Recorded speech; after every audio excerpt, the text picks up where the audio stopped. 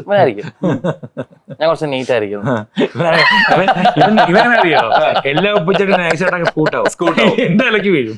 അതാ പരിപാടി. ഓക്കെ. അല്ല, അപ്പൊ ഈ കുസൃതിയൊക്കെ കാട്ടിയിട്ടുണ്ട്. അങ്ങനെ എന്തെങ്കിലും ഒരു മറക്കാൻ പറ്റാത്ത പണി, അങ്ങനെ എന്തെങ്കിലും ഒരു കാര്യം മറക്കാൻ പറ്റാത്ത ഒരു സംഭവം ഉണ്ട്. പണ്ട് സ്കൂളിൽ പഠിക്കുമ്പോ ഞങ്ങൾ ഇവിടെ നമ്മുടെ കരുനാഗപ്പള്ളി തന്നെ ചന്തക്കായൽ എന്ന് പറഞ്ഞൊരു കായലുണ്ട്. ഇവിടെ കുളിക്കാൻ പോയി. നമ്മുടെ ഹൗവ ബീച്ച്